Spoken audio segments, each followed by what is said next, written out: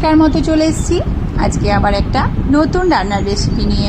তো আজকে রান্নার রেসিপি হতে চলেছে পুঁই শাকের চচ্চড়ি রেসিপি। মাছের মাথা দিয়ে একদম বিয়ের বাড়ির স্টাইলের পুঁই শাকের চচ্চড়ি ঘরে থাকার সব উপকরণ দিয়ে কিভাবে খুব সহজেই বানিয়ে নিয়েছি সেটাই আমি আজকে এই ভিডিওর মাধ্যমে তোমাদের সাথে শেয়ার করব। তো hello everyone, welcome back to my channel মিঠুর মাম্পি ব্লগে তোমাদের সকলকে ওয়েলকাম। কেমন আছো তোমরা সবাই? আশা করি তোমরা সবাই ভালো আছো। যে যেখান থেকে ভিডিওটা দেখছো বড়দের প্রণাম, ছোটদের ভালোবাসা দিয়ে নতুন একটা ভিডিওতে তোমাদের সকলকে ওয়েলকাম। ভিডিওটা স্কিপ না করে পুরোটা দেখার রিকোয়েস্ট রইল। আর যদি আমার চ্যানেলে তুমি নতুন বন্ধু হও, চ্যানেলটা সাবস্ক্রাইব করে আমাকে সাপোর্ট করে আমার পাশে থেকো। আর ভিডিওটা ভালো লাগলে একটা লাইক কমেন্ট শেয়ার করে দিও। তো চলো ভিডিওর মূল পর্বে চলে যাই। এখানে দেখো সমস্ত শাক সবজি আমি কেটে ধুয়ে নিয়েছি।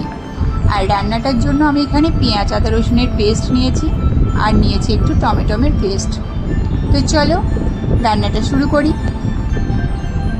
সবার প্রথমে কড়াইয়ের মধ্যে বেশ কিছুটা তেল আমি দিয়ে দিলাম।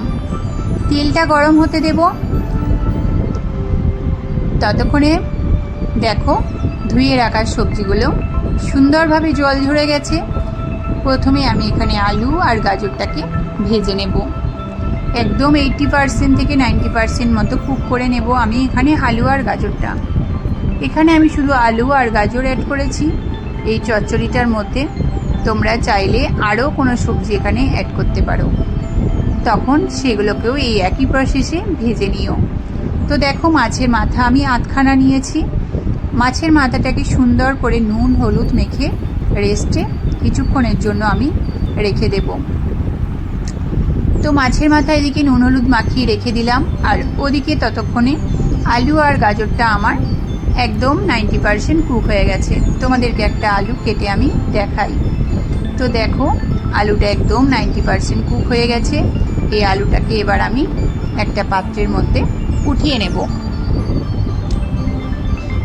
আলু আর গাজর আমি একটা পাত্রের মধ্যে উঠিয়ে নিলাম। আলু আর গাজর একটা পাত্রের মধ্যে উঠিয়ে নিয়েছি। উঠিয়ে নেওয়ার পরে যে তেল ছিল সেই তেলের মধ্যেই আমি বেশ কিছুটা বড়ি ভেজে নেব। বড়ি ভালোভাবে উল্টে পাল্টে লাল করে ভেজে তুলে নেব। ওই তেলের মধ্যেই এবার মাছের মাথাটাও আমি ভেজে নেব। মাছের মাথার এক পিঠ ভাজা হয়ে এলে মাছের মাথা উল্টে আর একটা পিঠ ভেজে নেব। মাছের মাথার চারপাশটা ভালোভাবে তেলের মধ্যে এইভাবে খুন্তি দিয়ে উল্টে পাল্টে ভেজে উঠিয়ে নেব। এইবার ওই তেলের মধ্যে ফোড়ন হিসেবে আমি দিয়ে দেব দারচিনি, তার সাথে দেব রাঁধুনি, তার সাথে দেব 8 থেকে 9 কোয়া মতো রসুন আর 7 থেকে 8টা মতো কাঁচা লঙ্কা। কাঁচা লঙ্কা রসুন আমি ভালোভাবে চিড়ে নিয়েছি। বেশ কিছুক্ষণ নাড়াচাড়া করে নেব। খুব সুন্দর একটা স্মেল আসবে। রসুন আর কাঁচা লঙ্কা ভাজা হয়ে এলে তখন আমি পেঁয়াজ আদা রসুন আর টমেটোমের পেস্টটা অ্যাড করে দেব। টমেটোমের বাটি ধোয়া জলটাও দিয়ে দেব। এইবার আমি গুঁড়ো মশলা এখানে ব্যবহার করব। গুঁড়ো মশলা হিসেবে এখানে দিয়ে দেব হলুদের গুঁড়ো, তার সাথে দিয়ে দেবো স্বাদ মতো নুন, তার সাথে দিয়ে দেব আমি সামান্য একটু ধনে গুঁড়ো আর বেশ কিছুটা জিরে গুঁড়ো, আর দিয়ে দেব আমি সবের শেষে লঙ্কার গুঁড়ো। এখানে আমি লঙ্কার গুঁড়োটা সামান্য একটু অ্যাড করেছি, কারণ এখানে আমি কাঁচা লঙ্কা নিয়েছি। তোমরা যে যেরকম পরিমাণে ঝাল খাবে সে সেরকম পরিমাণ এখানে লঙ্কার গুঁড়োটা বুঝে অ্যাড করো। আমার ঘরে যেহেতু বাবু আছে, ঝালের পরিমাণটা একটু কমই আমি দিই সব কিছু রান্নাতে। তো দেখো মশলাটা এবার আমি কষিয়ে নেব। বেশ কিছু সময় নিয়ে মশলাটাকে কষিয়ে নিতে হবে। মশলার গা থেকে যখন তেল ছেড়ে দেবে সেই অবস্থায় মাছের মাথাটা দিয়ে দিতে হবে। মাছের মাথাটা এইভাবে ভেঙে চুড়ে নিয়ে মশলার সাথে ভালোভাবে কষিয়ে নিতে হবে।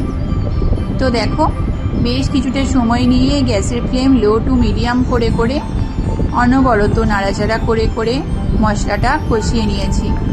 মশলা যত সুন্দরভাবে কষানো হবে রান্নার কালারটাও তত সুন্দর খুলবে আর রান্নাটা খেতেও ততটাই সুস্বাদু হবে। মশলা ভালোভাবে কষানো হয়ে এলে এইবার আমি কেটে রাখা পুঁই শাকটা অ্যাড করে দেব।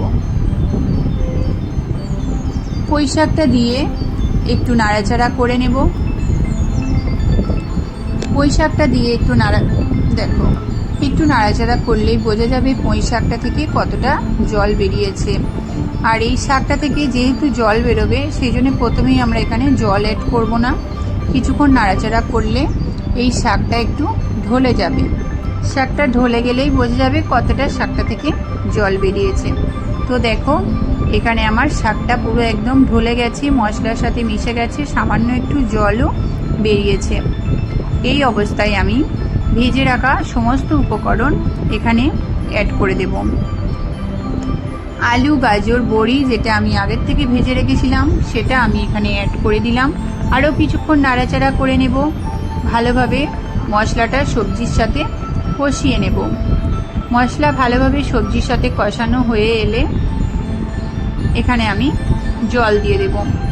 যেহেতু এটা চচ্চড়িটা একটু রস রস হবে তাই জলের পরিমাণটা আমি একটু বুঝেই দেবে তোমরা, কারণ এখানে আলু, গাজর সমস্ত কিছু 90% কুক অলরেডি হয়ে আছে।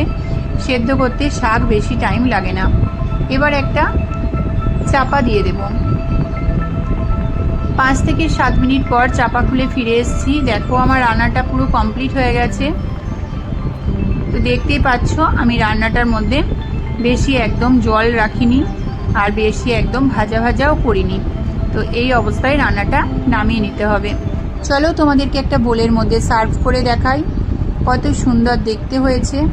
তো দেখো একটা বোলের মধ্যে সার্ভ করে নিচ্ছি। কত সুন্দর দেখতে হয়েছে, একদম ঝরঝরে আর খেতেও খুব সুন্দর হয়, একদম টেস্টি। এটা দিয়ে পুরো এক থালা ভাত উঠে যাবে। অবশ্যই বাড়িতে একবার ট্রাই করবে। আশা করছি তোমাদের ভালো লাগবে রেসিপিটা। আমি যখন বাড়িতে এই পুঁই শাকের চচ্চড়ি রান্না করি তখন আমার হাতে এই পুঁই শাকের চচ্চড়ি আমার বাপির ভীষণ ফেভারিট। আমার বাপি ভীষণ ভালোবাসে আমার হাতের এই রান্নাটা খেতে। তো তোমরাও বাড়িতে ট্রাই করো। আশা করছি তোমাদেরও বাড়ির সবার অনেক ভালো লাগবে এই রেসিপিটা। তো এই ছিল আমার আজকের ভিডিও। আমার আজকের ভিডিও তোমাদের কেমন লেগেছে অবশ্যই কমেন্ট বক্সে জানিও। ভিডিওটা ভালো লাগলে একটা লাইক, কমেন্ট, শেয়ার করে দিও। আর যদি তুমি আমার চ্যানেলের নতুন বন্ধু হও চ্যানেলটা সাবস্ক্রাইব করে পাশে থেকো। তো আজকের মতো এখানেই শেষ করছি। পরের দিন দেখা হবে আবার একটা নতুন কোনো ভিডিওর মাধ্যমে। ততক্ষণের জন্য সবাই ভালো থেকো, সুস্থ থেকো, সবাইকে ভালো রেখো আর আমাকে অনেক অনেক ভালোবাসা দিও। আর হ্যাঁ, একটা কথা, সবাই সবার পাশে থাকতে ভুলো না কিন্তু, কারণ এখন আমাদের সবাইকে সবার পাশে থাকতে হবে। আমরা সবাই সবার পাশে থাকলে তবেই না এগোবো। টাটা।